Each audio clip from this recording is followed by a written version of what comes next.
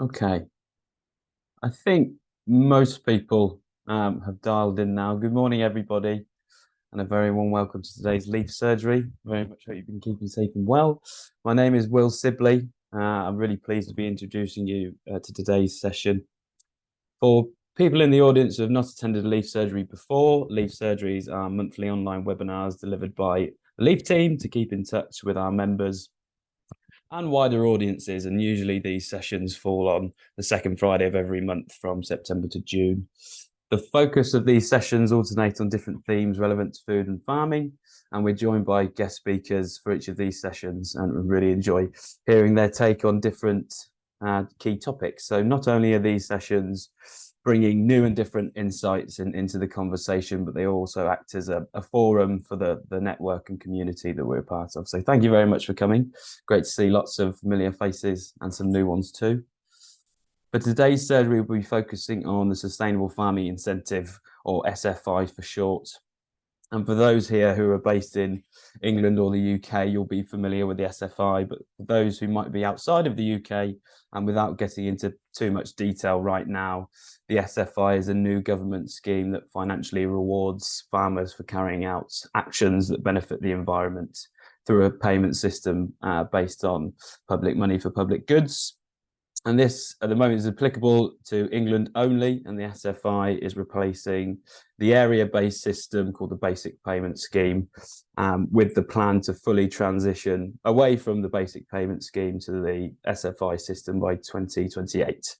And this is already underway, and farmers in England can get access to this currently, so it's quite a significant and exciting time. We're very fortunate to have someone from DEFRA to speak about the SFI today. We've got David Sillett, the Sustainable Farming Incentive Content Team Leader in permanent crops, horticulture, precision farming and organics. And yeah, got all of those in there. As well as Jonathan Marsden, who's head of SFI, who's in the audience too, who we'll hear from as well, possibly. So very warm welcome to you, David. Thank you very much for joining. We're looking forward to hearing from you. And the session will be chaired by our very own Claire Mike, Director of Business Development and Technical at Leaf, who will be talking with David after giving a quick update of what's been happening at Leaf recently. So good morning to you, Claire. Warm welcome. And lastly, before I hand over, we'd love to hear from you. We'd love to hear views and questions from our audience. So please do submit your questions and comments via the chat function, which should be somewhere on the bottom right of your window. And we've saved some time at the end for a Q&A. So without further ado, thank you. Sit back and relax. And over to you, Claire. Oh, thank you so much, Will, and a huge warm welcome to all of you this morning. I'm going to give a very quick update because I want to spend as much time with our guests as we possibly can today. So really just the main headline note, we recently announced next year's Leaf Annual Conference. It's going to be held on Thursday, the 1st of February at BNP Paribas UK headquarters. So we're back to London next year. Our theme for the day is Pathways to Sustainability, Scaling the Transition of Global Agriculture. And we're so delighted to have Tom Heap back with us again next year as the chairman of our conference. So yeah, really looking forward to that. We've got a really stellar lineup of speakers on the day. Just to give you a bit of a flavour, we've got Jacqueline McGlade, Professor of Natural Prosperity, Sustainable Development and Knowledge Systems at the University College London, and she was the former Chief Scientist for the UN Environment Programme and co-founder of Downforce Technologies as well. So we're really excited to welcome Jacqueline along. We've got Wyn Ellis from the UN Sustainable Rice Platform, Jock Blom also from the UN Sustainable Rice Platform too. Jude Capper, livestock sustainability consultant and at Harper Adams University. We've got Finlo Constane from the Food and Global Security Network, and Rosemary Collier, Professor of Integrated Pest Management at the University of Warwick. That's just a handful of the incredible speakers that we've got joining us for the Leaf Annual Conference. So please do go and take a look on our website and go and book your space. Yeah, we very much look forward to seeing you there. We also very much enjoyed the Crop Tech exhibition that was held well, on our turf actually at Stoneleigh Park very recently, where Leaf actually were invited to speak on how an integrated farm management approach could help support and evidence regenerative approaches and outcomes. And we were fortunate to sit on a panel along with farmers who are on that regenerative journey. And what came across, it was so clear that whilst there is definitely a will out there in the agricultural sector, there is a need for greater support and incentive to drive regenerative outcomes at scale. So I do encourage you to go and go and see if you can look at some of the snapshots and snippets and videos from Crop Tech and particularly the regen zone there.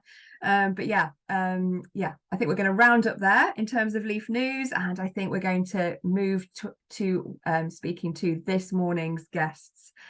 So, David, it's an absolute pleasure to meet you.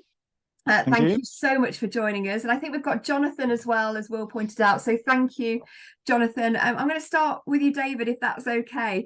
Would you be kind enough to share a little bit about yourself and what you do at DEFRA and particularly what you do in relation to SFI, please? Okay, yeah, thanks very much, and thanks for the chance to come and speak to you. My background is in farming, on small family farm over in Suffolk, mixed farm, send the cattle off for their summer holidays to graze coastal marshes, but we're a little further inland. More recently, spent 20 years or so delivering the what are known as socio-economic schemes, so productivity schemes, what has become now Farming Investment Fund, those schemes, and some other things. And then more recently still moved across into core DEFRA department and working in Jonathan's team on SFI, which is really good opportunity to draw on with different experience of farming and delivery and policy work. So yeah, very brief intro. Hope that helps. That's brilliant. Thank you so much, David. How have DEFRA shaped SFI in creating a framework for actions that farmers can undertake in terms of that production of great food, and what are you hoping will be the impact and the positive benefits for the environment? Okay. I mean, first of all, just how we've worked on developing the scheme and the detail of it. We've worked really closely with farmers, farming groups, different range of stakeholders, you know, farming ones, environmental ones, different ones, to get a range of different views.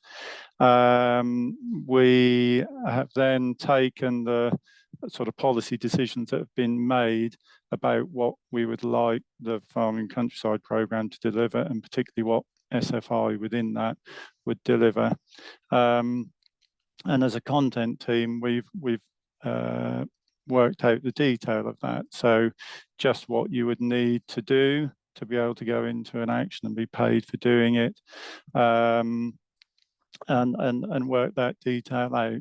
So first of all, I mean, what we want to achieve, you've already mentioned the scheme, you know, what we're aiming to do, and it's a balanced view. You know, we're looking to support food production. That's really important. We know the environment is ever so important. So, for example, looking after soils is really important for, you know, environmental, including water quality, all sorts of things, biodiversity. But that's what you grow your crops in. So if you're going to farm profitably and productively, you need to be doing that. Looking after the environment, and really important that you're able to, you know, operate viable farming business and productively. So there's some of the things that we've done. We've the whole sort of basis of SFI is that the actions are simple, they're standardized, you can do them anywhere, and very importantly that you can do them in combination with growing food. A little bit different to the countryside stewardship actions, which tend to be more focused on the habitat creation and management. Hope that's a little bit of help. That's really brilliant. Thank you, David. And might you share a little bit about the the particular areas of focus. So we've talked about soil. Is there any other particular areas of focus that farmers will be able to really hone in on their farms? I mean, there's various areas that are already in the SFI offer, and we're working on additional opportunities that will come along next year. Already available in the scheme, you've got actions covering not only soils as integrated pest management, which I'm sure will be of a lot of interest to you. Nutrient management, both to enable you to make best of what you're buying, but also making sure that you don't lose it down the ditch, as it were. There's things in there around sort of buffer strips and protecting sort of water quality, as well as sort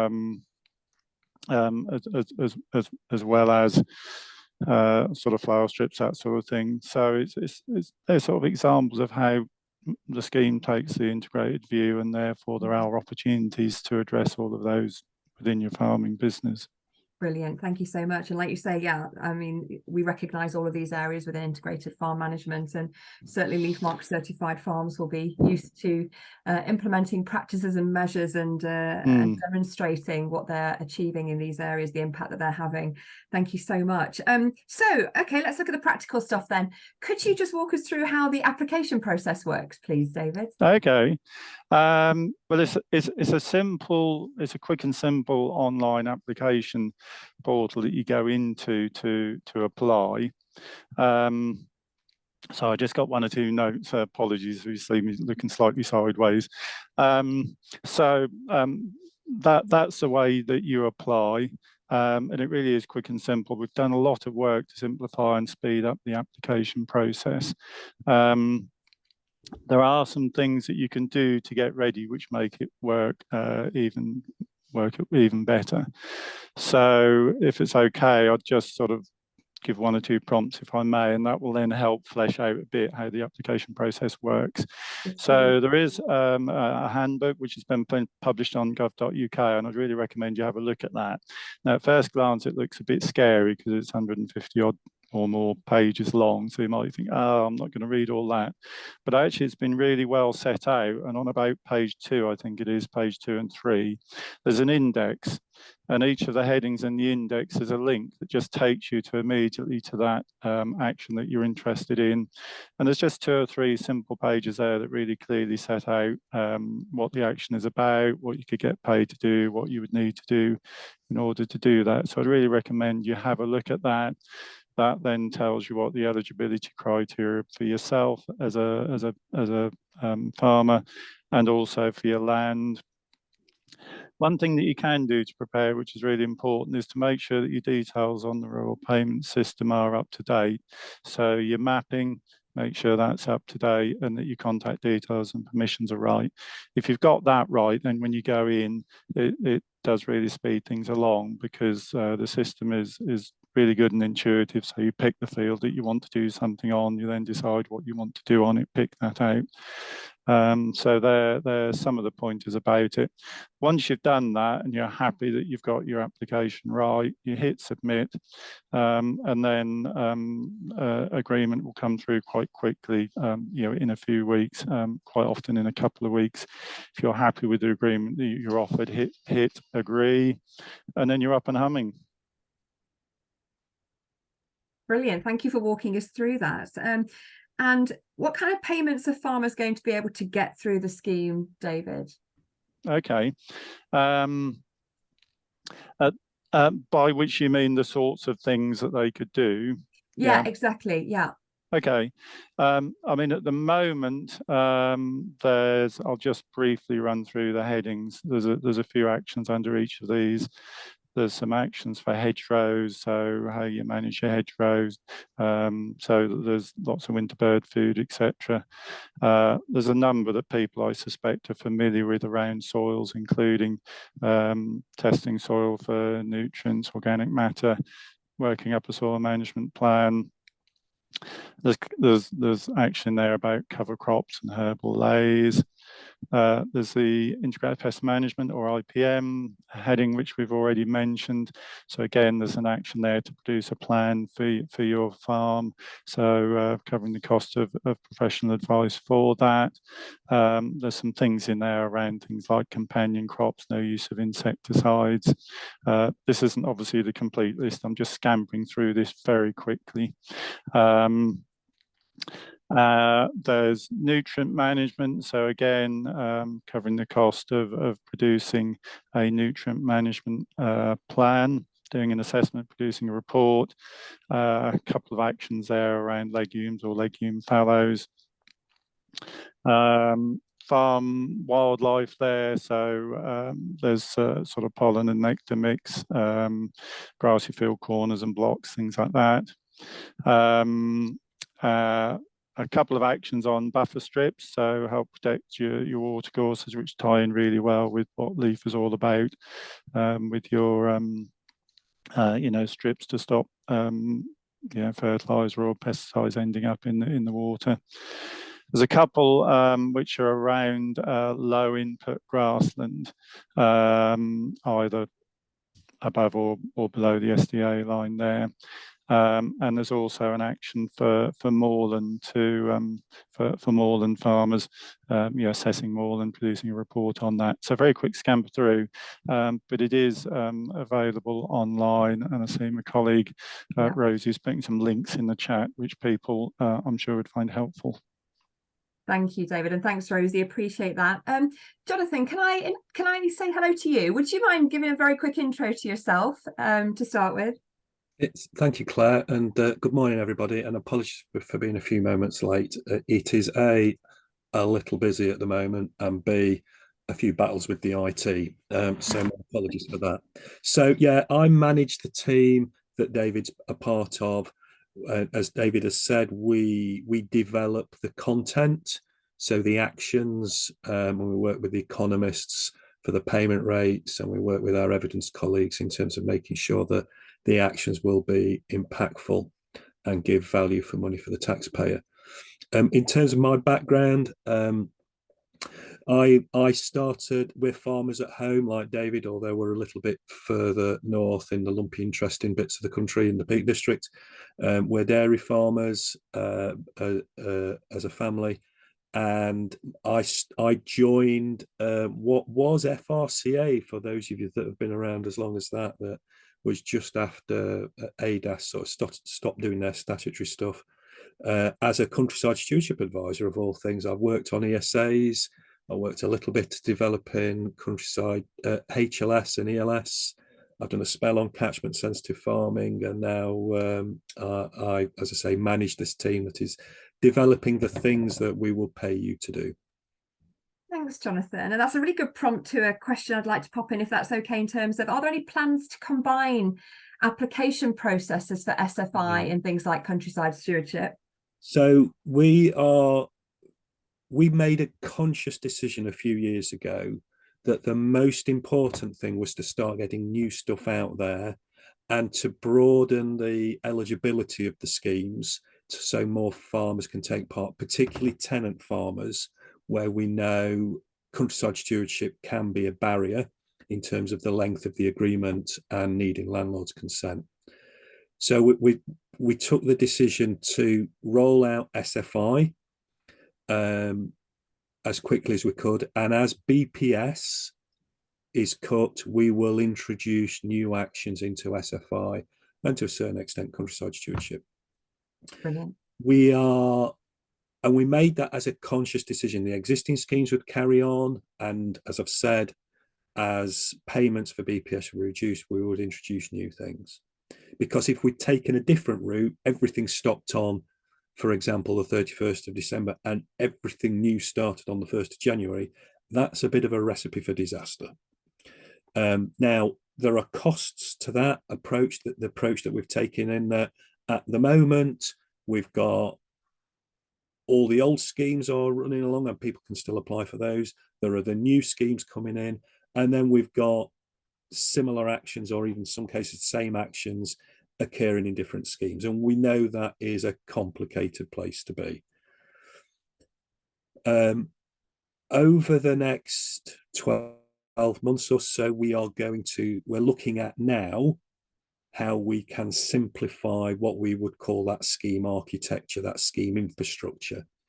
But we took the decision, as I said, A, just to get stuff out there, and B, this sort of phasing in, phasing out approach. But we are now looking at how we can change the structure of the schemes, and those changes will start to come into play over the next 12 months. Thanks, Jonathan. That's really helpful. And I think let's touch a little bit. You mentioned tenant farmers there, and actually I can see a couple of questions that have come through the chat stream. So perhaps we can touch on that. Can you share a little bit about how you've allowed flexibility in terms of eligibility for SFI, be that whether you're a tenant farmer or you've got your own land, or whether, and there's different land agreements, different farm types. Could you give us a bit, give us a little bit of a idea on that?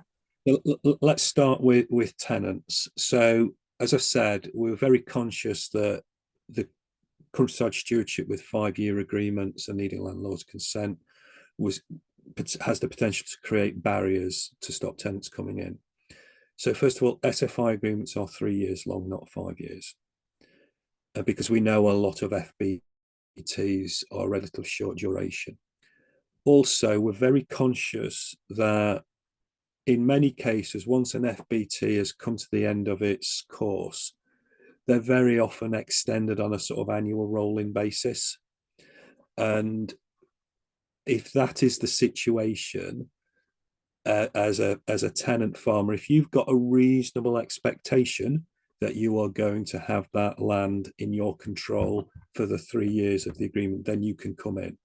We don't ask to see details of a tenancy arrangement, etc. As long as you've not sort of been formally notified by the landlord that some land's going to be taken away or whatever, then you are free to come in and say it's that reasonable expectation.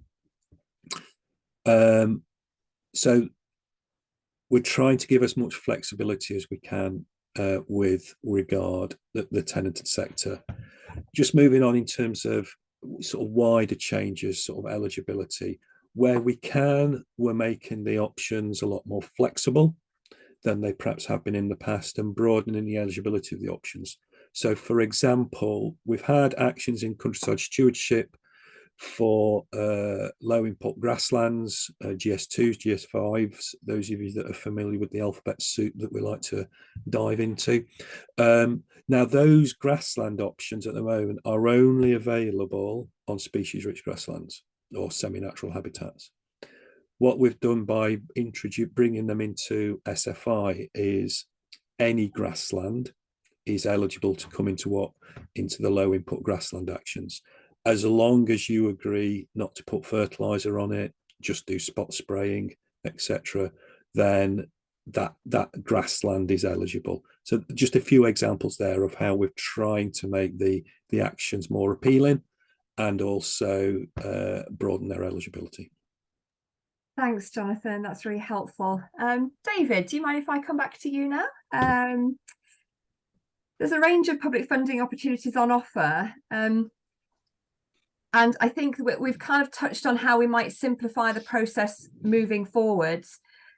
Do you envisage a time where you might be able to use that kind of the concepts that we're all talking about now, interoperability, how we might be able to draw data from other platforms to be able to kind of share data and things like that? Is there any kind of plans in that space at all? Oh gosh, that's a good question. Do you have? I'm not quite sure exactly what you might be thinking. I don't know if you've got an example of something you think might work. Sure. So let me illustrate it for you. So, for example, if we were to have a data collection platform on farm practices, for example, and we might connect to the carbon calculators so that we can draw that kind of information in. Might you envisage a time where you might be using a platform where SFI, countryside stewardship, or all the different types of schemes can be pulling on data from external sources to perhaps reduce some of that burden, or perhaps reduce some of that the administration for farmers and growers? Yeah, well, certainly, Jonathan may be able to flesh this out a bit, but certainly there's a lot of work going on to simplify the administration. And for example, where some part of DEFRA has some information that we don't ask you to enter it again, as long as you know that we might use it sort of in connection with another scheme, perhaps. So there is quite a lot of work going on to simplify that, streamline that, avoid us asking for that information again. I think that principle would apply to the sort of thing you were talking about, subject, of course, to GDPR and people being aware of what the data might be used for. Jonathan, I don't know if you want to add anything to that. Yeah, I'll just add to what David said. There are challenges in terms of importing data from, if you like, commercial that customers use in their day-to-day business. There can be issues with integrating that data into RPA systems. Often they're not insurmountable, and a good example of how that can work for those of you that have got livestock and cattle, BCMS, you can go on to the BCMS website yourself, but very often lots of commercial cattle management systems have the functionality where they will link up and you could submit your passport requests and movements and everything. So it is, but there can be a challenge in that, and we looked at this as part of when we were developing the soil standards. Actually, should we ask people to send in their soil test results? Could we collect those? What about the soil management plans? It would be really useful, and some of our soil scientist colleagues in DEFRA would love to get this sort of access to all this wealth of data that's out. And as well as the sort of infrastructure problems that creates, the bigger one is lots of farmers actually don't want DEFRA to know what their soil tests are or how they're planning on mitigating their runoff. So actually, if we were to sort of mandate that in any way, it could depress uptake. And that's not what we want. We want as many people as possible to be taking up these actions. So A, their business can benefit. B, their land and the environment can benefit. And C, we start moving towards our delivery of our environmental targets. Brilliant. Thank you so much, Jonathan. And just before I ask my last question, can I ask what uptake's been like so far? Have you been pleased with progress and yeah, that initial engagement? Do you want me to pick that one up, David? Yeah, go on. Yeah, we're cock a hoop. So we obviously had to go through the process of closing the old version of SFI for a few months before we introduced the new approach, not only with the new actions, but also with the pick and mix. We opened up for expressions of interest as part of the controlled rollout. We had over 15,000 expressions of interest submitted. You don't now need to do your expression of interest.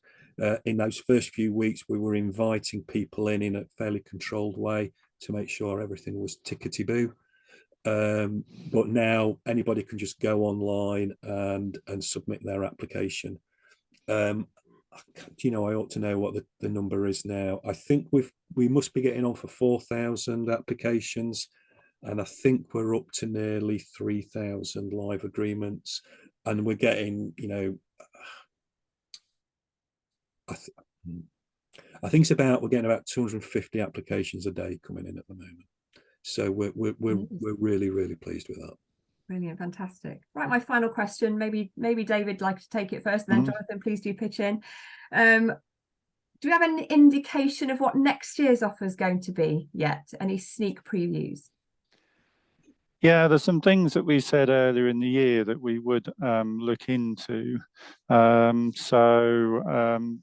includes looking at precision farming approaches, supporting use of technology in that way, tillage practices, including no-till and direct drilling, access, including permissive, existing or expanding educational access. As I say, these are things that we said we would look into.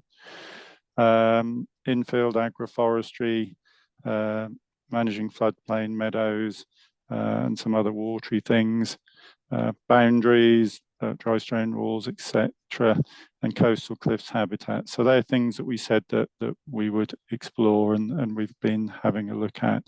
But they will, next year's offer will be announced reasonably soon.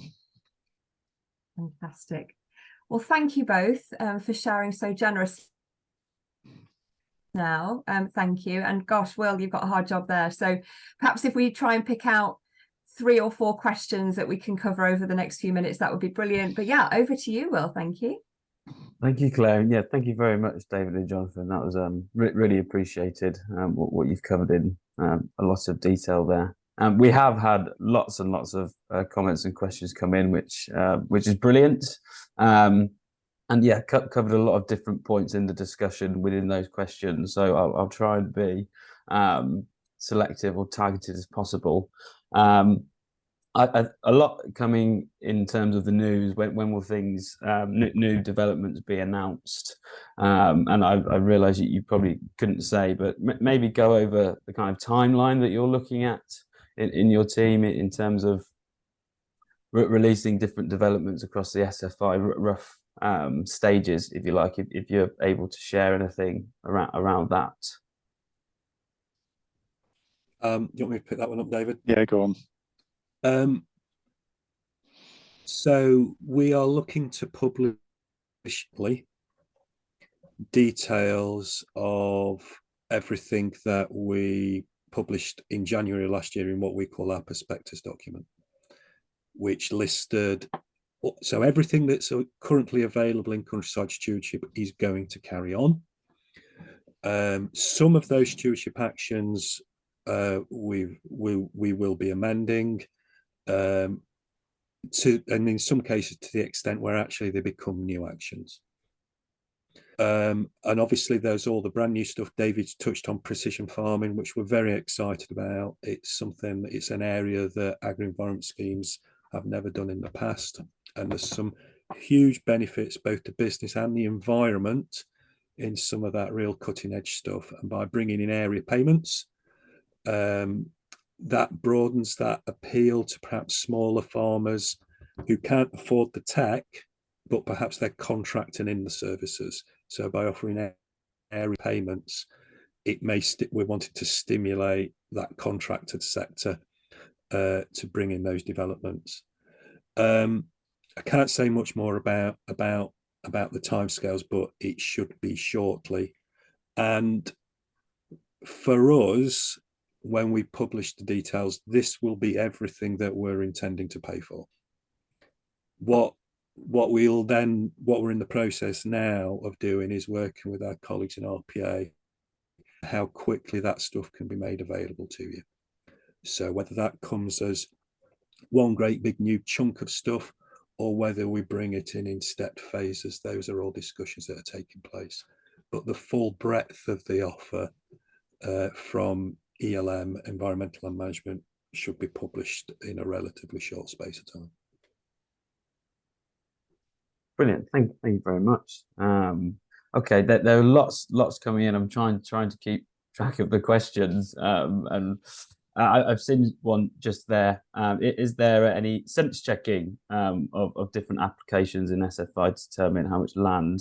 And you touched on this at the start, David, of what's been taken out of production and what's not at the whole farm level. Okay. At the moment, it is for the scheme is designed for people to be able to choose which actions they implement where. So we're not mandating and saying you can only have a sort of certain maximum of this or that.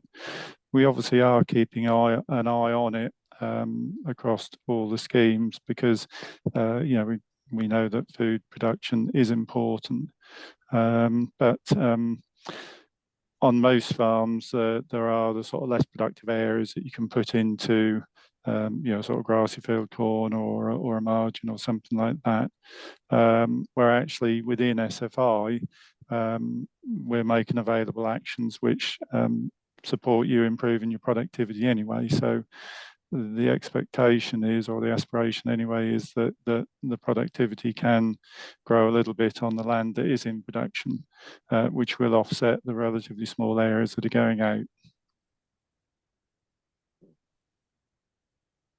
Great, thank you.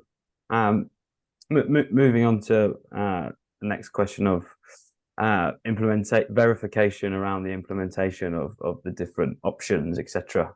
So will there be a process in place in order to verify that implementation across the cohort or successful farmers? Yeah, I'll have a go at that, see if Jonathan wishes to add anything in. When we design the content, we do think carefully about what checks would be needed, and we work closely with RPA on that. But we look at that to seek to simplify wherever we can, so not requiring sort of additional checks or bells and whistles that we think really aren't necessary. But obviously, having done that, it is public money that we're working with, so we do need to be mindful that there's a reasonable balance to ensure that folks who do sign up for actions are doing what they're being paid for. So each action says, would include things like sort of what records you would need to keep. Alongside that, the RPA would be doing some visits, and we're using that terminology now because we've moved away from the EU fairly bureaucratic system, which would quite quickly move into penalising and imposing penalties if something wasn't quite right. We've consciously moved to a different approach where we'd like to work alongside you, and if you've got something that isn't quite right, give you opportunity to put it right, provide you with guidance, enable you to put it right, and not penalise you unless there is something that's really badly wrong. Within that, we are alert that some people might deliberately try and defraud the system. So there are checks in there to do that, but that's the sort of last resort if it's really necessary. Jonathan might want to flesh that out a bit. Yeah, and I suppose the sort of checks RPA do, obviously there's huge progress now in sort of remote sensing technology, which RPA can use to look at a more general scale. And then but that doesn't if that flags something, doesn't automatically go down the route of inspection. They sort of use that to target inspections, or they may just phone up and just ask for some details. For example, exactly when in that field did you establish your cover crop, for example. So the remote sensing stuff tends to be a trigger for other things, not an end in itself. Then there's sort of what they would refer to as sort of desk-based stuff, where they may phone people up, a proportion of people, and say, can you send us a copy of XYZ? And then finally, there's the sort of field visit approach where somebody comes out and has a look round. Those are the sort of the main mechanisms. But as David said, we've now got more flexibility in terms of how we implement those checks than we had in the EU. And what we want, and what everybody I think wants, are these agreements to work. So if something's not quite right, the first thing we will do is offer some support and advice to make it right. When we never had that flexibility with you, where if it wasn't right, it was automatically a penalty. Clearly, if people carry on making the same mistake or taking liberties, then ultimately, as David said, this is public money, and there will need to be a sanction. But we're doing our best to support people to help get this right. That's brilliant. Thank you very much, both. I see lots more comments and questions coming through. And yeah, thanks again to your colleague Rosie at DEFRA for posting so many different resources there, as mentioned throughout. I think we have time for one more question. And I want to end this on the engagement. So yeah, it's fantastic that you're receiving so much engagement at the minute, day by day from farmers around the SFI. And I wanted to ask, how are you? How are DEFRA engaging with farmers? And you meant there's co-development mentioned at the start in the approach to creating this. How has that been done, and why is that important to communicate that with the public, as it's public money? Yeah, we do use that co-design process. So there's been opportunity for a while, and we've been encouraging farmers to sign up for that co-design process, which means you could indicate the areas that you're interested in, and then that enables us or colleagues in that team to draw on quite a number of farmers when discussing a particular issue or development or proposed way of working. When we've actively got out to shows and really keen to engage there, but not only at the shows. We get out onto farms when we've been developing the particular SFI actions. We've had interviews with farmers over virtual interviews. We've been out to visit one or two. We've had feasibility workshops to really engage. But what's really important is that this is a huge change that we're implementing. It's the biggest change in agricultural policy and these sorts of schemes for many decades. So we know that we haven't got it all right. We won't get it all right at the first attempt, but we're really keen to engage with and learn from what's not quite gone right and put it right and improve it where we can. And we've already done some of that, and we will continue to do that. Jonathan, do you want to add anything to that?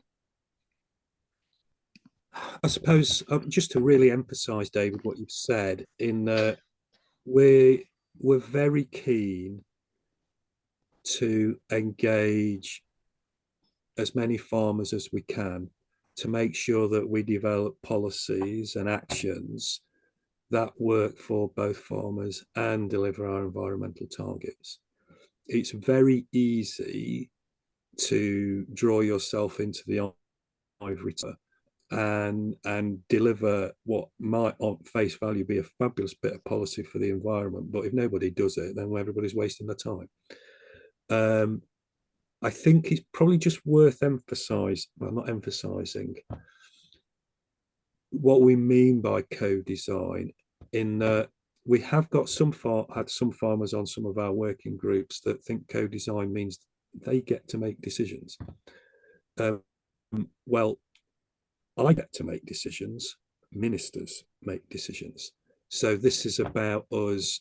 The co-design process is about us gathering as much information and as much knowledge so that when we put that advice up to ministers, that it is well-rounded and it works for as many people as possible. But ultimately, ministers make the decisions. Okay, great. Thank you very much. But I think we'll leave it there. So just a huge thank you to David and Jonathan for your time and joining us today, and all the knowledge and insight that you've provided. And thank you very much to our audience too, for so many comments and questions, which I think is all useful to hear for everyone. And thank you to Claire for chairing so well once again. We'll send invites out to our next surgeries, and just an update for the leaf surgeries now. We usually had a direct link, but now we will be using registration for surgeries going forward. So it's a slight change, but shouldn't be any different to the schedule and format. So thank you all again for joining. I hope to see you next time. Thanks all. Thanks, David and Jonathan, and wishing you all a lovely seasonal period. Thank you. Been good to speak.